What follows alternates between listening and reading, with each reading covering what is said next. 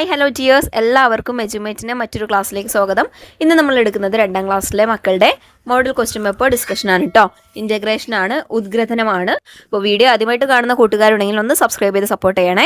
അതുപോലെ നിങ്ങളുടെ കൂട്ടുകാർക്ക് ഷെയർ ചെയ്ത് കൊടുക്കാനും മറക്കല്ലേ. 2ാം ക്ലാസ്സിലെ മറ്റു വീഡിയോകൾക്കായി STD2 എന്ന പ്ലേലിസ്റ്റിൽ നമ്മൾ ലഭ്യമാണ്. ക്വസ്റ്റ്യൻ പേപ്പർ ആണെങ്കിൽ STD2 ക്വസ്റ്റ്യൻ പേപ്പേഴ്സ് എന്ന പ്ലേലിസ്റ്റിൽ ലഭ്യമാണ് കേട്ടോ. അപ്പോൾ നമുക്ക് വീഡിയോയിലേക്ക് പോവാം. പ്രവർത്തനം 1 നോക്കൂ മക്കളെ. നിറം കൊടുക്കാം. അമ്മുവിൻ്റെ വീട്ടിൽ ക്രിസ്മസ് ആഘോഷത്തിനുള്ള ഒരുക്കങ്ങൾ തുടങ്ങി. അമ്മുവിൻ്റെ വീട്ടിലെ പുൽക്കൂട് നോക്കൂ. പുൽക്കൂടിന് നിറം നൽകൂ.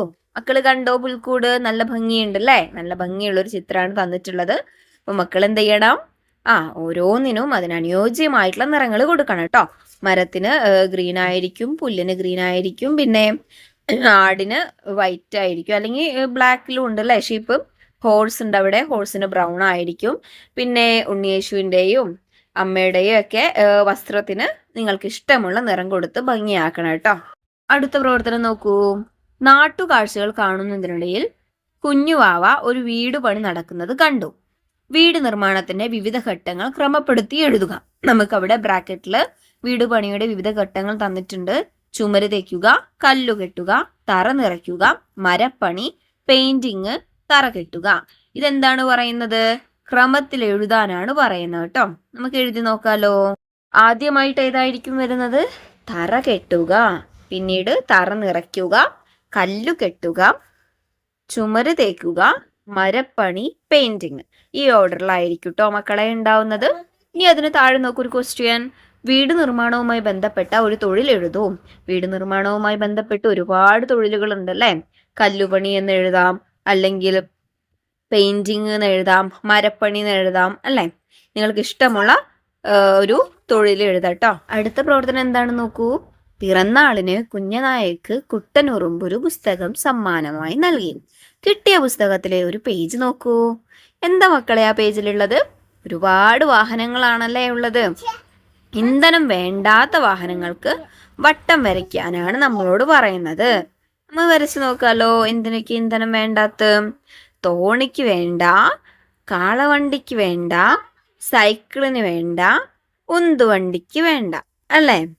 നെക്സ്റ്റ് നോക്കൂ. ഫയർ എഞ്ചിന്റെ നിറം എന്താണ്? നമ്മുടെ ഫയർ എഞ്ചിന്റെ നിറം എന്താണ് മക്കളെ? ചുവപ്പാണല്ലേ.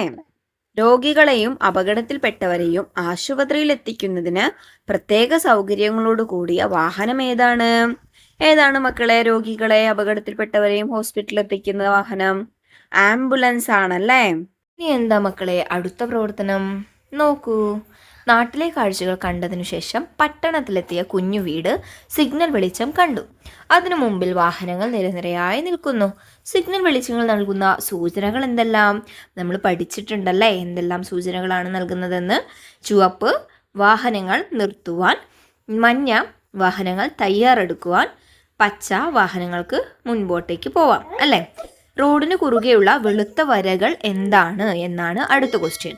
എന്താണ്? സീബ്ര ലൈനുകളാണല്ലേ. അടുത്ത് നോക്കൂ. വായിക്കാം, എഴുതാം. നമുക്ക് അവിടെ ഒരു കഥ തന്നിട്ടുണ്ട്. അത് വായിച്ചിട്ട് താഴെ കൊടുക്കുന്ന ചോദ്യങ്ങൾക്ക് ഉത്തരം എഴുതുവാനാണ് കേട്ടോ. ഈ മഴയത്ത് എങ്ങനെയാ തേൻ കുടിക്കാൻ പോവുക? അമ്മ പൂമ്പാറ്റ പറഞ്ഞു. വിശന്നിട്ട് വയ്യ, എങ്കിലും കുറച്ചു നേരം കാത്തു നിൽക്കാം, കുഞ്ഞു പൂമ്പാറ്റകൾ അമ്മയോട് പറഞ്ഞു. മുറ്റത്തെ പൂന്തോട്ടത്തിലെ പൂക്കൾ തലയാട്ടി വിളിച്ചു. മഴ കുറഞ്ഞല്ലോ മക്കളെ, വേഗം വരൂ, നമുക്ക് തേൻ കുടിക്കാം. അമ്മ പൂമ്പാറ്റയുടെ പിന്നാലെ കുഞ്ഞു പൂമ്പാറ്റകൾ തേൻ കുടിക്കാൻ പൂന്തോട്ടത്തിലെത്തി. നേരം വൈകി, വേഗം കുടിച്ചോളൂ. പെട്ടെന്ന് നേരം ഇരുട്ടി. കുഞ്ഞു പൂമ്പാറ്റകൾ കരയാൻ തുടങ്ങി. ഇനി നമ്മൾ എങ്ങനെയാ വീട്ടിലെത്തുക? ഇത് കണ്ട മിന്നാമിനുങ്ങ് അവരോട് പറഞ്ഞു. വിഷമിക്കേണ്ട, ഞാൻ നിങ്ങളെ വീട്ടിലെത്താൻ സഹായിക്കാം. എന്റെ പിന്നാലെ വന്നോളൂ. മിന്നാമിനുങ്ങിന്റെ വെളിച്ചത്തിൽ പൂമ്പാറ്റകൾ വീട്ടിലേക്ക് പറന്നുപോയി. കഥ വായിച്ചല്ലോ. താഴെ കൊടുത്ത ചോദ്യങ്ങൾക്ക് ഉത്തരം എഴുതുവാനാണ് നമ്മളോട് പറയുന്നത് കേട്ടോ. ഈ കഥയെ ബേസ് ചെയ്ത് കുറച്ച് ക്വസ്റ്റ്യൻസ് ആൾ തന്നിട്ടുണ്ട്. നമുക്ക് നോക്കാലോ ഏതൊക്കെയാണെന്ന്. ഒന്നാമത്തെ ചോദ്യം നോക്കൂ. ആരാണ് പൂമ്പാറ്റകളെ വീട്ടിലെത്താൻ സഹായിച്ചത്? ആരായിരുന്നു? മിന്നാമിനുങ്ങ്. നേരം ഇരുട്ടിയപ്പോൾ കുഞ്ഞു പൂമ്പാറ്റകൾ എന്താണ് ചെയ്തത്? എന്താ ചെയ്ത് മക്കളെ ഇരുട്ടായപ്പോൾ? കുഞ്ഞു പൂമ്പാറ്റകൾ കരഞ്ഞു അല്ലേ. മൂന്നാമത്തെ നോക്കൂ. വിശന്നിട്ട് വയ്യ, എങ്കിലും കുറച്ചു നേരം കാത്തിരിക്കാം. ഇത് പറഞ്ഞത് ആരാണ്? ആരാണ് പറഞ്ഞത്? കുഞ്ഞു പൂമ്പാറ്റകളാണ് പറഞ്ഞത് അല്ലേ. ഇനി ലാസ്റ്റ് ക്വസ്റ്റ്യൻ നോക്കൂ. എങ്ങനെയാണ് പൂമ്പാറ്റകൾ വീട്ടിലേക്ക് പോയത്? മിന്നാമിനുങ്ങിന്റെ വെളിച്ചത്തിൽ പൂമ്പാറ്റകൾ വീട്ടിലേക്ക് പോയി അല്ലേ? ഇനി അടുത്ത പ്രവർത്തനം നോക്കൂ. പൂന്തോട്ടത്തിലെത്തിയ മിന്നാമിനുങ്ങും കുഞ്ഞു പൂമ്പാറ്റയും എന്തൊക്കെ സംസാരിച്ചിട്ടുണ്ടാവും? സംഭാഷണം എഴുതുക. നമ്മളോട് എന്താണ് പറഞ്ഞിട്ടുള്ളത്? പൂമ്പാറ്റയും മിന്നാമിനുങ്ങും തമ്മിലുള്ള സംഭാഷണം എഴുതാനാണ് പറയുന്നത് കേട്ടോ. നമുക്കൊന്ന് എഴുതി നോക്കാം. മിന്നാമിനുങ്ങ്: എന്താ കരയുന്നത്? കുഞ്ഞു പൂമ്പാറ്റ: നേരം ഏറെ വൈകി, ഞങ്ങൾക്ക് വീട്ടിലേക്കുള്ള വഴി കാണുന്നില്ല. മിന്നാമിനുങ്ങ്: അത്രയേ ഉള്ളൂ, പേടിക്കേണ്ട, ഞാൻ നിങ്ങളെ സഹായിക്കാം. കുഞ്ഞു പൂമ്പാറ്റ: എങ്ങനെ? മിന്നാമിനുങ്ങ്: ഞാൻ നിങ്ങൾക്ക് വെളിച്ചം കാണിച്ചു തരാം. ആ വെളിച്ചത്തിൽ വീട്ടിലേക്ക് പോയിക്കോളൂ. കുഞ്ഞു പൂമ്പാറ്റ: വളരെ നന്ദി. അപ്പം ഇങ്ങനെയാണ് ഒരു സംഭാഷണം വന്നാൽ എഴുതേണ്ടത് കേട്ടോ. സോ ഇന്നത്തെ ക്ലാസ്സിൽ ഇത്രയും ആക്ടിവിറ്റീസുകളാണ് നമ്മൾ ഡിസ്കസ് ചെയ്തിട്ടുള്ളത്. മക്കൾക്ക് എല്ലാവർക്കും ക്വസ്റ്റ്യൻസുകളും അതിൻ്റെ ആൻസേഴ്സും മനസ്സിലായി എന്ന് വിശ്വസിക്കുകയാണ്. വീഡിയോ യൂസ്ഫുൾ ആയിട്ടുണ്ടെങ്കിൽ നിങ്ങളുടെ കൂട്ടുകാർക്ക് കൂടി ഒന്ന് ഷെയർ ചെയ്യണേ. അതുപോലെ നിങ്ങളുടെ അഭിപ്രായങ്ങൾ കമൻറ്റ് ചെയ്യാനും മറക്കരുത്.